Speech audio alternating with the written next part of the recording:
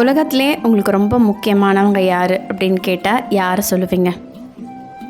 உங்கள் அம்மாவா, அப்பாவா, ஹஸ்பண்டா, குழந்தைங்களா, ஃப்ரெண்ட்ஸா? யாரை சொல்லுவீங்கன்னு கமெண்ட் பண்ணிவிட்டு அதுக்கப்புறம் வீடியோவை கண்டினியூ பண்ணி பாருங்கள்.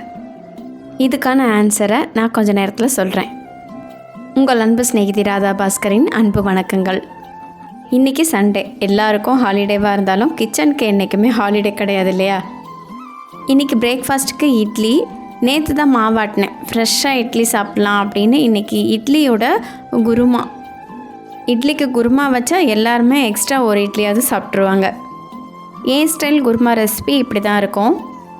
ஒரு மூடி தேங்காய் சின்ன சின்னதாக கட் பண்ணி ஜாரில் சேர்த்துக்கலாம். இதோட கொஞ்சமாக பொட்டுக்கடலை, 5 பல் பூண்டு, ஒரு சின்ன துண்டு இஞ்சி, இதெல்லாம் சேர்த்து நல்லா ஃபைனாக அரைச்சி எடுத்துக்கலாம்.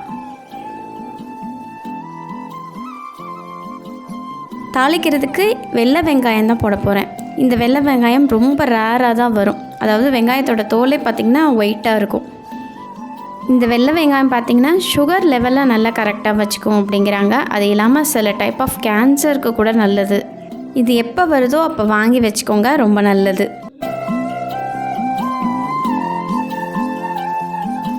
இப்போ குருமாக்கு தாளித்து விட்டுடலாம். மண் சட்டியில் கொஞ்சமாக எண்ணெய் விட்டுட்டு பட்டை, கிராம்பு, சோம்பு கொஞ்சம் போட்டு தாளிச்சிக்கலாம். இதோட காரத்துக்கு ஏற்ற மாதிரி 3 பச்சை மிளகாய், அப்புறம் நம்ம அரிஞ்சு வச்ச வெள்ளை வெங்காயம், கொஞ்சமாக கருவேப்பிலை சேர்த்து நல்லா வதக்கி விட்டுக்கலாம்.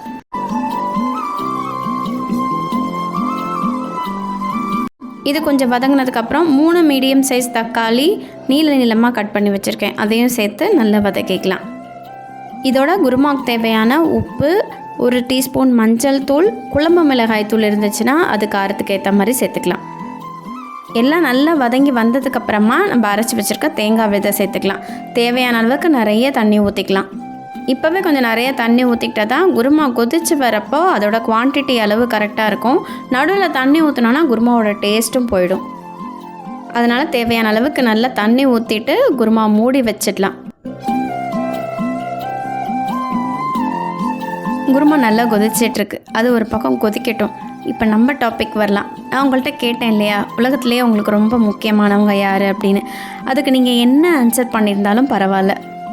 அதோட கரெக்டான ஆன்சர் என்னன்னு தெரியுமா? உலகத்துலேயே உங்களுக்கு ரொம்ப முக்கியமானவங்க நீங்கள் தான். கண்டிப்பாக நம்ம முக்கியமானவங்க யாருன்னு கேட்டால் மற்றவங்கள தான் நினைப்போம். நம்மளை யாருமே நம்ம நினைக்க மாட்டோம். ஏன்னா சின்ன வயசுலேருந்தே நமக்கு அப்படி தான் சொல்லி கொடுத்துருக்காங்க. அடுத்தவங்கள அன்பு செய்யணும், நம்மளை சுற்றி இருக்கிறவங்கள நேசிக்கணும், லவ் பண்ணணும், இப்படியே தான். எல்லாமே கரெக்டு தான். நம்ம அடுத்தவங்கள லவ் பண்ணணும், அடுத்தவங்கள நேசிக்கணும், அடுத்தவங்களுக்காக வாழணும், அது எல்லாமே கரெக்டு தான். ஆனால் நம்மளை அவங்கள விட ரொம்ப ரொம்ப ரொம்ப ரொம்ப முக்கியமாக நேசிக்கணும். ஏன்னா உங்கள் கூட கடைசி வரைக்கும் வரப்போகிறது நீங்கள் மட்டும்தான். உயிரையே வச்சுருக்கோம் அப்படின்னு நம்ம ஒருத்தரை நினைப்போம், அவங்க கூட நம்ம கூட கடைசி வரைக்கும் வர்றது கிடையாது. அதனால் அவங்களெல்லாம் லவ் பண்ண வேண்டாமா, அவங்க மேலெல்லாம் அன்பு வச்சுக்க வேணாமா, அவங்களாம் முக்கியமானவங்கன்னு நினைக்க வேணாமான்னு கேட்டால் அப்படி கிடையாது. அவங்க எல்லாருமே நமக்கு ரொம்ப ரொம்ப முக்கியமானவங்க தான். அவங்க இல்லைன்னா நம்ம இல்லை தான். நமக்காக நம்மளை நம்பி இருக்கிற நம்ம ஃபேமிலி மெம்பர்ஸ் நமக்கு ரொம்ப ரொம்ப முக்கியம். ஆனால் அதை விட முக்கியம் நம்மளுடைய செல்ஃப் லவ். சில நேரம் செல்ஃப் லவ்ங்கிறது செல்ஃபிஷ்னஸ்ஸா அப்படின்னு ஒரு டவுட் வரும். அடுத்தவங்க எப்படி போனாலும் பரவாயில்ல, நான் எனக்கு பிடிச்சது தான் செய்வேன் அப்படின்னு செய்கிறது செல்ஃபிஷ்னஸ். ஆனால் அடுத்தவங்களுக்காகவும் செஞ்சுட்டு நமக்காகவும் சில விஷயங்களை நம்ம செஞ்சுக்கிறது தான் செல்ஃப் லவ். ஒரு எக்ஸாம்பிள் சொல்கிறேன். எங்கள் அம்மா எல்லாருக்கும் தோசை ஊற்றி கொடுப்பாங்க. தோசை ஊற்றி முடிச்சுட்டு கடைசியாக அவங்களுக்கு ஒரே ஒரு தோசை ஊற்றி எடுத்துகிட்டு வருவாங்க.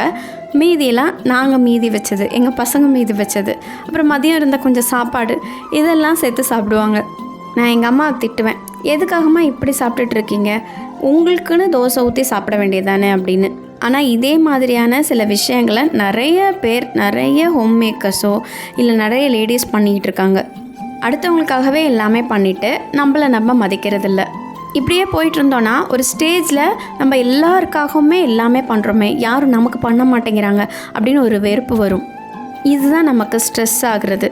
செல்ஃப் லவ் அப்படிங்கிறது நம்மளை நம்ம மதிக்கணும். நமக்கு என்ன தேவையோ அதை நம்ம செஞ்சுக்கணும். நமக்குன்னு நம்ம டைம் கொடுத்துக்கணும். நம்மளை நம்ம மதித்தாதான் மற்றவங்களும் நம்மளை மதிப்பாங்க. நம்மளே மதிக்காமல் மற்றவங்க நம்மளை மதிக்கலை, ஹஸ்பண்ட் மதிக்கலை, குழந்தைங்க மதிக்கலை அப்படின்னு நினைக்கிறது முட்டாள்தனம் இல்லையா? எவ்வளோ பேருக்கு நான் சொன்னது கனெக்ட் ஆகுது, ரியலைஸ் ஆகுதுன்னு கமெண்ட்டில் சொல்லுங்கள். இப்போ உங்களுக்கு டிஃப்ரென்ஸ் புரிஞ்சுதா செல்ஃப் லவ்க்கும் செல்ஃபிஷ்னஸ்க்கும் அப்படிங்கிறத கமெண்ட்டில் சொல்லுங்கள். நம்ம வீட்டுக்கு ஒரு புது அடிஷன் வந்திருக்கு, சோஃபா தான். இந்த சோஃபா பார்த்திங்கன்னா டீ குட்டில் செஞ்சது தான். அதனால் பழைய சோஃபா ஓரமாக போயிடுச்சு. எங்கள் வீட்டுக்கு வுட் ஒர்க் பண்ண கார்பெண்டர் அண்ணா கிட்ட தான் சொல்லி செய்ய சொன்னோம். ஃபர்னிச்சரில் காசு போட போகிறோன்னு ஆயிடுச்சு. அதுக்கு நம்ம லைஃப் லாங் வர மாதிரி தேக்கில் செஞ்சுட்டா பெஸ்ட்டாக இருக்கும் அப்படின்னு டிசைட் பண்ணி தான் தேக்கிலேயே செய்ய சொல்லிட்டேன். இது போயிடுச்சுன்னா கூட குஷன் மட்டும்தான் போக போகுது, அதை மட்டும் நம்ம மாற்றிக்கிட்டாலே போதும். மாடர்ன் சோஃபாலாம் வாங்கினா அதை க்ளீன் பண்ணுறதும் ரொம்ப கஷ்டமாக இருக்குது. அது மாதிரி அது ஒரு தடவை போனது தான் போல இருக்குது. எங்களோட பழைய சோஃபாவும் பார்த்திங்கன்னா அடியில் பெல்ட்டெல்லாம் போய் கிழிஞ்சிருச்சு, எலி கடிச்சிருச்சா என்னன்னே தெரில. அதனால தான் புது சோஃபாவை தேக்கிலே பண்ணிடலாம் அப்படின்னு பண்ணிட்டோம். எனக்கு கார்னர் சோஃபா அப்படின்னா ரொம்ப பிடிக்கும். ஆனால் எங்கள் லிவிங் ரூம் பார்த்திங்கன்னா அந்த மாதிரி டைப் கிடையாது, கார்னர் போட முடியாது.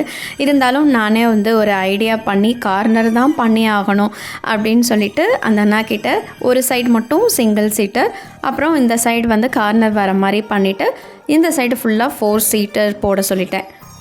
சோஃபாவும் பார்த்திங்கன்னா ரொம்ப சூப்பராக வந்திருந்தது. உங்களுக்கும் லிவிங் ரூம் இந்த மாதிரி இருந்துச்சு அப்படின்னா கார்னர் இந்த மாதிரி டிசைன் பண்ணலாம். இந்த ஐடியா எப்படி இருக்குன்னு கமெண்ட்டில் சொல்லுங்கள். சோஃபாவோட கலர் பார்த்திங்கன்னா நல்ல டார்க் ப்ரௌனில் பண்ண சொன்னேன். குஷன் எல்லோ வால்க்கு கொஞ்சம் கான்ட்ராஸ்ட்டாக இருக்கிற மாதிரி ஆரஞ்சு கலர் செலக்ட் பண்ணோம். 4 சீட்டர் அப்படியே ஃபுல்லாக வரதுனால அதில் கீழே உட்கார இடம் ரெண்டும் டபுளாக செஞ்சுட்டு வந்துட்டாங்க. நம்ம படுத்துக்கிறதுக்கும் நல்ல கன்வீனியண்ட்டாக இருக்கும். சாஞ்சுக்கிற குஷன் பார்த்திங்கன்னா சிங்கிளாக இருக்கிற மாதிரி நமக்கு பார்த்தா 4 சீட்டர் இருக்குது அப்படின்னு தெரியும். படுத்துக்கிட்டாலும் அந்தளவுக்கு இடிக்காது. ஏன்னா சிங்கிளாக போட்டால் அந்த நடுவில் கேப் வரும் இல்லையா? அதனால் கார்பெண்டர் அண்ணாவே ஐடியா கொடுத்தாரு, நீங்கள் படுத்துக்கிற மாதிரி உங்களுக்கு டபுளாக போட்டுக்கலாம் அப்படின்னு. சாஞ்சுக்கிற குஷன்லேயும் பேக் சப்போர்ட் மாதிரி வச்சு கொடுத்துருக்காரு. இந்த சோஃபா போட்டதுக்கப்புறம் லிவிங் ரூமே ரொம்ப சூப்பரான மாதிரி ஆயிடுச்சு. சோஃபா எப்படி இருக்குன்னு கமெண்ட்டில் சொல்லுங்கள். அப்புறம் எங்கள் வீடு பால் காய்ச்சினதுக்கு என்னோடய பெஸ்ட்டு ஃப்ரெண்டு எனக்கு இந்த சோஃபா கார்பெட்டு தான் கிஃப்ட் பண்ணியிருந்தா. 1.5 வருஷமாக இதை அப்படியே வச்சுருந்தேன், புது சோஃபாவுக்கு போட்டுக்கலாம் அப்படின்னு. இப்போ யூஸ் ஆகிடுச்சு. அதுவும் கரெக்டாக சோஃபாவுக்கு மேட்சிங்காக இருந்தது. நீமோட ஃபிஷ் பவுல் டைனிங் டேபிள் மேலேயே வச்சுருப்போம். அதனாலே அடிக்கடி கைப்பட்டு ஏதாவது ஒன்று ஆகி உடஞ்சிருது. அதனால் தனியாக ஒரு ஸ்டாண்ட் மாதிரி வச்சு கொடுங்க அப்படின்னு சொல்லி அந்த கார்பெண்டர் அண்ணா கிட்ட சொன்னேன். அங்கே கொண்டு போய் வச்சேன், இருந்தாலும் எனக்கு மனசே கேட்கல. திரும்ப கொண்டு டைனிங் டேபிள் மேலேயே வச்சுட்டேன். அங்கேருந்தா ஏதோ ரொம்ப ஓரமாக இருக்கிற மாதிரி, அது லோன்லியாக ஃபீல் பண்ணுமோன்னு எனக்கு ஒரு மாதிரி ஃபீலிங்ஸாக இருந்துச்சு. நம்ம கிச்சன் கவுண்டர் டாப் ஆர்கனைஸ் பண்ணுறதுக்கு பட்ஜெட் ஃப்ரெண்ட்லியான சூப்பரான ப்ராடக்ட்ஸ் வாங்கியிருக்கேன். அதோட டீட்டெயிலான வீடியோ நம்ம Radha queen of happy home சேனலில் அப்லோட் பண்ணியிருக்கேன். டிஸ்கிரிப்ஷனில் லிங்க் தரேன், கண்டிப்பாக செக் பண்ணி பாருங்கள். இந்த வீடியோ உங்களுக்கு பிடிச்சிருக்கும், மோட்டிவேட்டிங்காக இருந்திருக்கும்னு நினைக்கிறேன். வீடியோ பிடிச்சிருந்துச்சுன்னா சேனலுக்கு சப்ஸ்கிரைப் பண்ணி சப்போர்ட் பண்ணுங்கள். இந்த நாள் உங்களுக்கு சூப்பரான நாளாக அமைய உங்கள் அன்பு சிநேகிதி ராதா பாஸ்கரின் வாழ்த்துக்கள்.